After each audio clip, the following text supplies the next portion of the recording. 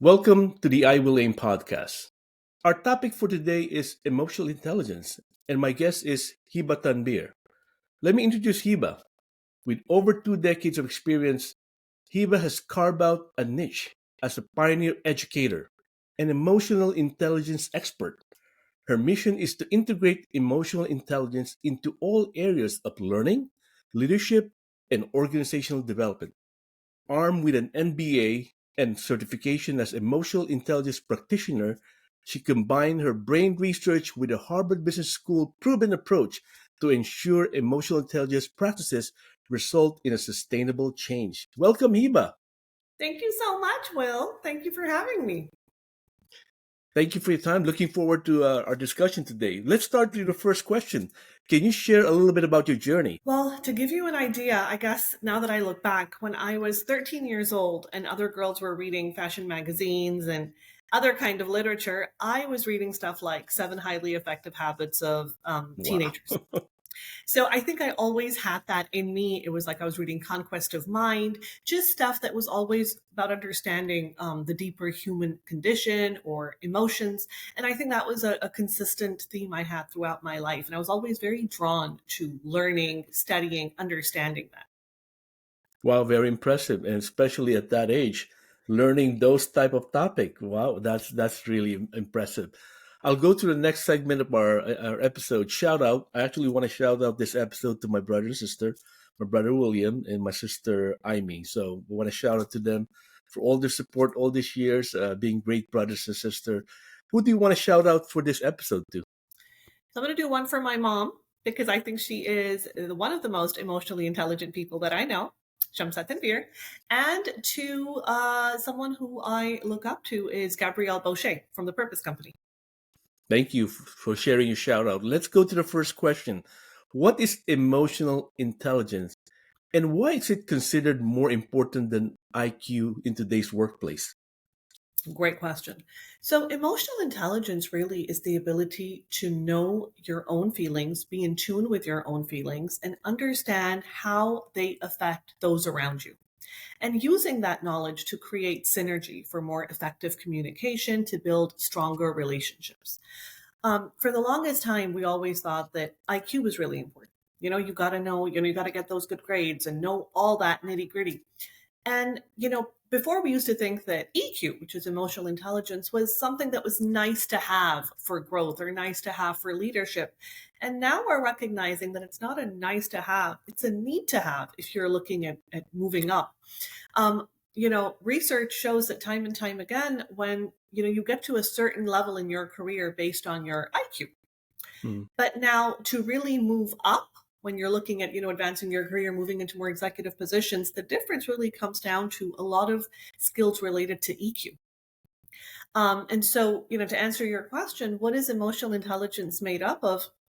It's really made up of four components: self awareness, self management, social awareness, and relationship building.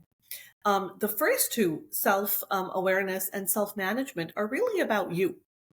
Um, And I think I always like to in my trainings and workshop emphasize that they're the most important pieces and often the Hmm. ones that we want to quickly move over because we want to get emotionally intelligent so I can tell you what to do and I can get you to rally with my cause. But that's actually it's a very wrong way of viewing it. It's really, and that's why it's uncomfortable. It's about self-awareness. It's understanding, how do I behave when I'm stressed? How do I act when I'm not getting my way? How do I handle failure? Knowing that, uncomfortable, you got to dig and get to that.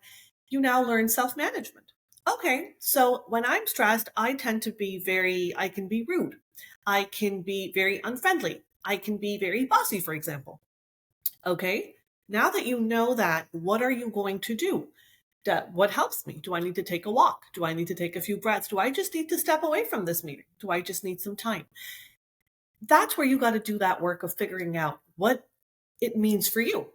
Once you have that, that's when you're in a good position now to move into social awareness, which is your ability to read a room. So I walk in and I can say, hey, Will's looking a little not himself. I think there's something on his mind. I think he might, being able to understand, show empathy for another person. And lastly, it comes to relationship building, which is how am I using all of this to really build relationships, really build, work towards causes. So those are the four essential components of emotional intelligence. Thank you very much for unpacking emotional intelligence. I really love the way you explained, especially the first part, which is probably the hardest part, right? The self, if, managing yourself, evaluating yourself. I think that is. I agree with you. Most people want to just skim over that and let's move on, right? I think. Thank So, you for highlighting that one. I was just on Saturday called to do a workshop, which was moving from, on emotional intelligence, and it was on moving from reactive to responsive. And when I asked this, and I like to spend a lot of time on it, and I can tell the audience gets uncomfortable because it's like, yeah, okay, we know what that means. But I was like, no, we're going to stop.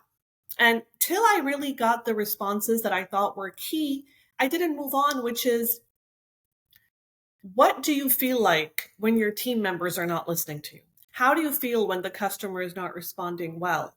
And people were like, well, what I do is, and I was like, wait a minute, don't tell me what you do, right? Some people were like, well, I take a What you walk, feel? I sing, I dance, I pray. I'm like, no. I want you to tell me, what do you feel? Yes. I could tell that it takes a while to dig deeper to get to those uncomfortable emotions, which is when gradually the room moved into, I feel incompetent. I feel angry. I feel defeated. I feel like my blood pressure is rising. And that's what I wanted, because that's important to know. Like one person, I said, where do you feel it? And they said, I feel like my head starts to get really heavy, or my breathing starts to get really. Very good. You need to be able to know those very concrete physiological things happening so that you can do something about it. So Thank you for actually. self-awareness is key. It's I like the way you didn't let them just move on, right? As an expert, that's where you are. That's why you are at an expert level, because you really want them to recognize and understand that emotion, and that's really what separates you from other people who probably would be teaching emotion intelligence. Is you recognize and you want them to go through the process, right? You Thank you for know, no, explaining that. I think really no real growth or no real change really happens or sticks till we're willing to go a little deeper and really diagnose and see in its full rawness what is happening within us. And I wouldn't be doing, an individual or an organization justice if I kind of went in, did a nice fancy presentation and walked out because, okay, I got my check, but did I really stir any inner work? And if I didn't, then that wasn't right. I thank you for caring. I think that's a big difference between some people just teaching, other people just, hey, I just want to get that gig and get it done. So Mhm. that. Hopefully, my audience hear that and they want to work with you on coming to work with them and have a workshop, because they're truly going to get the value out of that. Can you share a personal story or example of how emotional intelligence has positively impacted a person's career? So, Will, when we work with people, we have our emotions and we're dealing with Mm, the emotions of the other person. That's one thing as humans we all have in common. Doesn't matter where in the world you are, we all have emotions. That's how we were created. Um, and that means that there lies a lot of potential as well as a lot of liability with this great mm, thing that we call emotions. So, I think growing up and even in my career early on, I saw that people that were able to stay focused on their task were able to, as well as show empathy and compassion to other people, meaning build meaningful connection, always were able to have a lot more support from their team. They had a much more committed and motivated set of people with them. And to me, that was something I always really admired. And when I kind of moved up in my career and started doing my own thing, I recognized that one of the feedback I always got from my management, from my, bosses was, you are extremely self-aware. So I always go in asking, don't, I want to know what is it that I do that I shouldn't be doing or that's getting in the way of my yeah. success? How is it that I behave in this situation? And what do you recommend I do differently? So I've always been very curious to do that. And I feel having that, and at that point, I didn't necessarily know, I'm talking in my early 20s. I didn't know what I was doing. So self awareness, I think we already talked about a little bit. And I would say the best way And this was something I read or something shared with me early on was if you really want to grow, go out for lunch with the person that you cannot stand or someone that hates you. You know, they say an enemy. Hopefully, we don't have enemies in today's world, but the idea of being go out with someone who you know you don't get along with and ask them how you come across. And I did that. I remember I did that with someone on the team that we just never, we were just very different personalities. And she gave me very interesting feedback, very important feedback that I think really helped me see myself because we always see ourselves as being right. We always see ourselves as being Yes. perfect.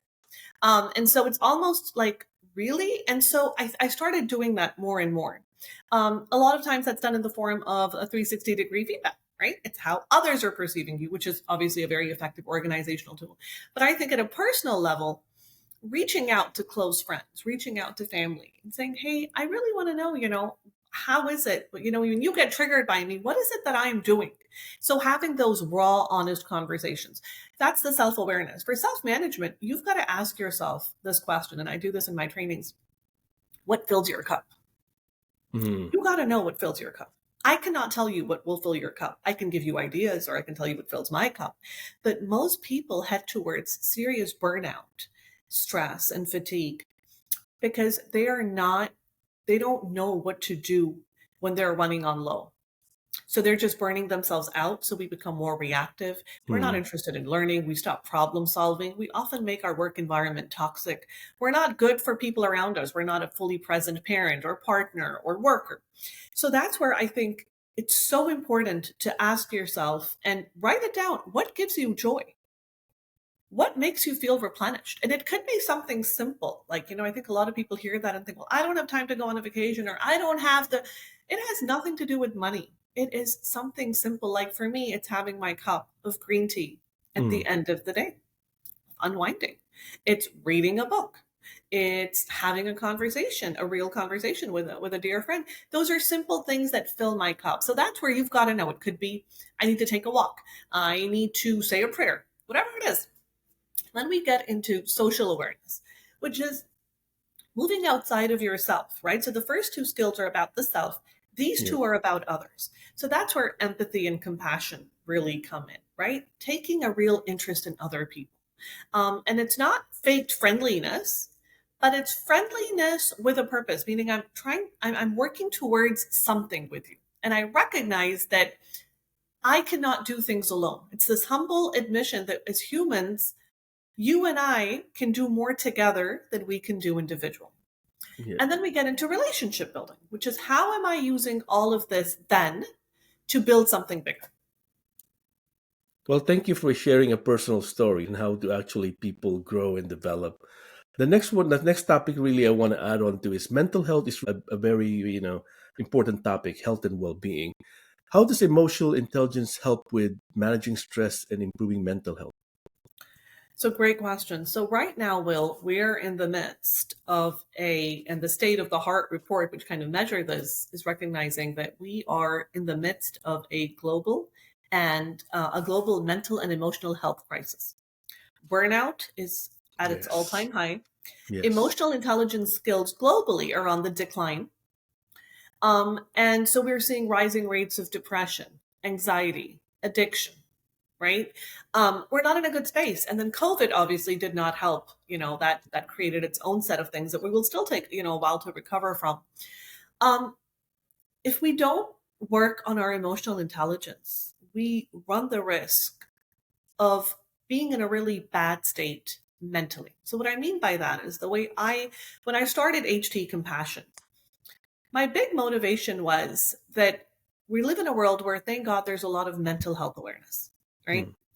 Mm. But long before something even becomes visible or apparent as a mental health challenge or crisis, there's many check-in points that we have missed.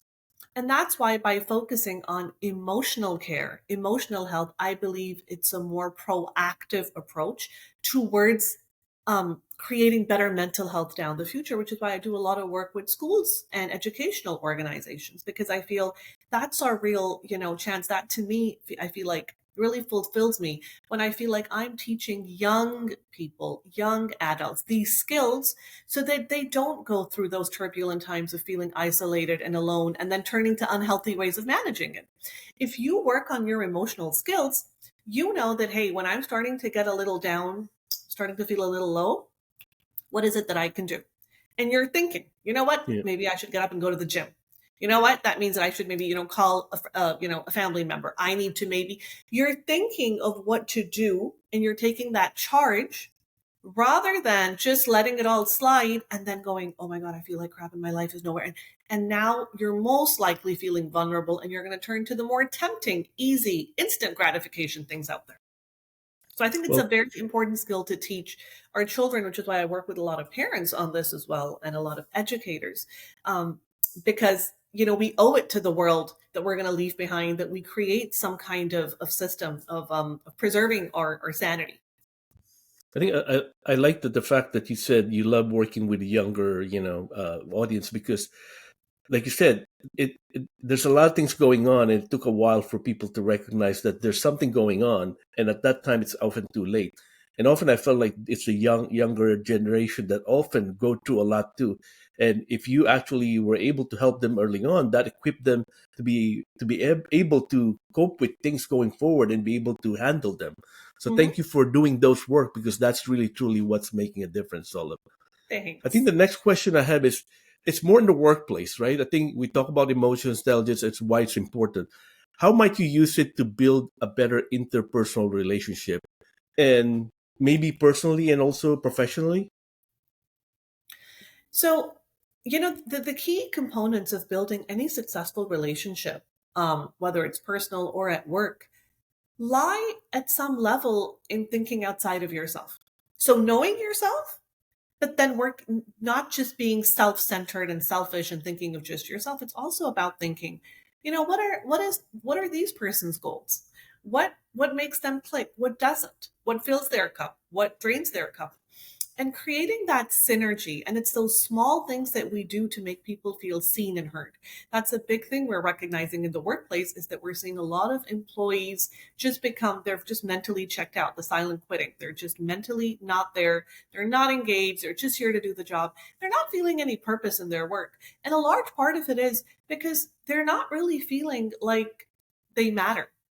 They're not really feeling invested in what they're doing. So it's important to make people, and whatever capacity you're in, right, at work, it doesn't have to be, a manager or a certain, in whatever capacity you are in a very powerful position to impact someone else's emotions. So it's taking that interest that, Hmm. hey, I noticed that, you look a little quiet today. I hope everything is well. Right. I think what's also happened is we're living these very sterile times where we're very afraid because we don't want to get too personal. We don't want to Yeah, offend the yeah, other person. You know, true. that's why we need to humanize our workplaces. We are humans at the end of the day. And when I show up to work, I'm still a mother. I'm still a daughter. I'm still a sister. I'm still human. So when we show up to work acting like we are nothing but just an employee, it's a very inauthentic way of representation. And I think more and more, the younger generation especially does not subscribe to it. It's like, there's much more to me. So I think when we can create ways for people to have those conversations and like different, things that have come to my mind is working with professionals who understand that and saying, hey, at work, there should be safe spaces for people to talk about their challenges as a parent, as a partner, as, a caregiver. And when we acknowledge that at the workplace, imagine how much more engaged people feel, right? One of the challenges that a lot of HR people are having is return to office. A lot of people are really resisting it because COVID taught us to work Yeah. and we feel we can do it better. Well, one of the things I was, talking about is what if you gave people a reason? Like when you come to work, hey, we're doing a parent workshop. We're doing something for building better Hmm. communication with your partner. What if we had something for, struggle for caregivers? So imagine now when you're going to work, you're feeling like more facets of your reality are being acknowledged and seen, and you're actually benefiting from that knowledge. Your employer is showing you that I see you as more than just a worker for me. I think I remember someone saying, allow people to bring their whole self to work. right? Enable Exactly. them to be more authentic. And the way you explained, I think, really resonates well with me. And I think I wish more and more company would subscribe to that, that allow their employee to come and bring their whole self. So Mhm. thank you for sharing that. I think as we go through all the different topics, what are the three takeaway if people listening to this episode about emotional intelligence and they want the top three takeaway? What are the top three takeaway that you want them to remember? Choose responsiveness over reactivity. Um, Dig deeper and really focus out of these four skills. If there's one that I would say, please spend a lot of time on, it's self awareness. And then also, emotional intelligence is not something you're going to learn by just reading a book or following a podcast, or it takes work, it takes commitment, it can be uncomfortable. Kind of what my approach with this is the typical neocortical approaches to teaching emotional intelligence don't really create sustained change, which is why I've kind of, because I've been on both ends, I've been on the receiving end a lot of these trainings and kind of putting them together. um, the focus needs to be more on the limbic system, which is the part of the brain that governs our feelings, our impulses, our drives. It needs to be more targeted at that, and that means really kind of personalizing it, working in a certain way that challenges the right part of the brain to do the learning. Mm. So I think it's important to recognize that, invest in it, whether it's finding a coach, whether it's working one on one, having a good support system to help you on this journey. And I'm always here, that's something I really enjoy doing, is working with people, because I think it's amazing that people take that step. And it's horrible to see that people are interested and they just kind of are like, okay, I don't know how to do this, right? There's so much stuff out there. Where do I go? So finding someone who is as committed to your, emotional intelligence growth as you are is a great step forward. That's a perfect segue to my next question. Can you share with my audience any project you're working on, how they might reach out to you? I'm going to put the link to your website when I post the episode. But how do they reach out to you? How do they interact with you?